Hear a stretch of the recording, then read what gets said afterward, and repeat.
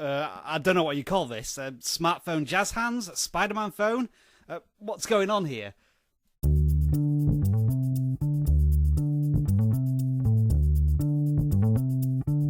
If smartphones continue to get bigger and bigger, they will become more and more uncomfortable to hold in one hand. Take the Nexus 6 as literally the biggest example. A device so huge you have to prop your pinky finger at the bottom of it to support the weight and size of it. In a perfect world, we want something that can deliver a huge screen space, but something that still feels comfortable, lightweight and agile in your hand.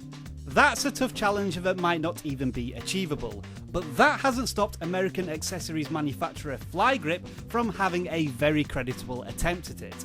What they have made is a coiled spring grip that locks your fingers between your device and the back of the accessory, so that it takes the grip of your device, allowing you to be more flexible and articulate with your thumb to allow better coverage of the screen.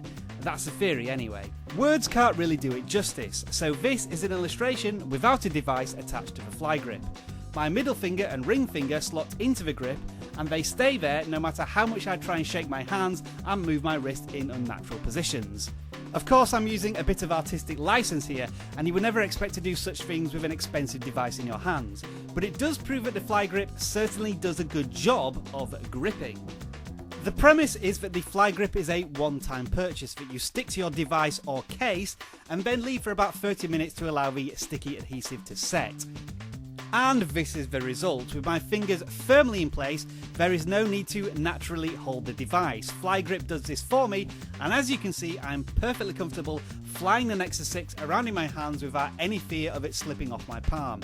In this regard, FlyGrip certainly is as advertised. I have absolutely no problem holding one of the largest handsets in the world in a single hand, and I certainly wouldn't be doing this with a $700 handset if I thought there was any danger of breaking it. It only took me a couple of days to have this sort of confidence in the FlyGrip. It's also multifunctional, allowing you to tilt the grip to clip it into the base of the accessory to turn it into a stand for your device that you can either place in portrait or landscape. So it works fantastically well in tandem with your hand. It doubles up as a kickstand, and on a purely personal OCD level, it has a wonderful, glorious, viciously addictive clicking button quality when it's closed that I just can't help pressing when it's in my pocket. I don't know if this was intentional or not, but it has me hooked. Stop it! I'm happy to praise the FlyGrip in many ways, as I have done for the last 2 minutes. However, whilst it might make it easy to hold large devices in a single hand, that doesn't necessarily make the device easier to use. One big problem with the FlyGrip is that it locks your fingers at a 90-degree angle to your device and it restricts your movement somewhat. Obviously, like anyone purchasing the FlyGrip, there will be a bit of guesswork on where to position it on the back of the case. I put it in the middle of my Nexus 6, and only now do I realise it's too high, so I can't actually reach the back button without breaking my wrist or slipping my fingers out of the FlyGrip a little bit for a bit more freedom. When you start to think about how you hold the device in your hand, you usually hold the corner at the base of your palm with your fingers diagonally draped across the back.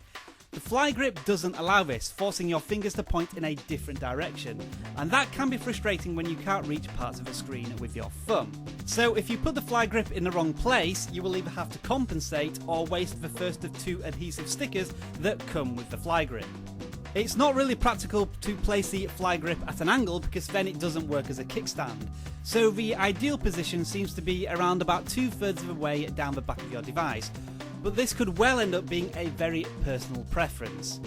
As I said, you can choose to compensate, so what I've done is change to my index and middle finger, which pushes my hand down the device about 1 inch, and I leave my fingers quite loose in the FlyGrip so that I can move my hand around a little more freely and, most importantly, touch that back button. So the FlyGrip is not perfect. You do gain loads of grip and handling security, but it does restrict movement, sometimes making distant parts of the screen even harder to reach than before. Add to that a style concern. No thin, sleek, smooth device is enhanced by a hulking tumorous growth on its back. While it's not a deal breaker for me, I can see how many would be instantly turned off by how the FlyGrip augments your device. To get the FlyGrip onto your hand is a little cumbersome too, and ironically a two-handed job. It's not the sort of thing you would bother using 80% of the time when you quickly want to check your phone or do a quick task that only takes 20 seconds. The FlyGrip is for those occasions where you want to use your device in a prolonged period of time. Slowly but surely you will begin to see the benefits of this. The FlyGrip is generously packaged with an alcohol pad to prepare the surface you're sticking the FlyGrip to, 2 foam pads that you can slot into the grip to make the finger slots more snug, and a second adhesive sticker if you want to reuse the FlyGrip on a second case, or like me, you make a mistake applying it the first time around. The FlyGrip comes in 3 sizes from small to large and in varying different styles that will at least help you to match or contrast the colour scheme of your device. And for a few extra bucks you can even customise the design of your own FlyGrip. So the accessory itself looks good, it just might not look good stuck on the back of a smartphone. So what's my concluding opinion of the FlyGrip? Well, it almost feels like a neutral product. The benefits are matched by the negatives. Yes, this makes large handsets and indeed tablets much easier to hold, but hold is the important word. In some ways they make a device slower and more difficult to use. I suppose the ultimate endorsement for the FlyGrip is that now I've finished my review, I like it enough to keep it on my Nexus 6. And to be honest, the tipping vote in its favour is probably this.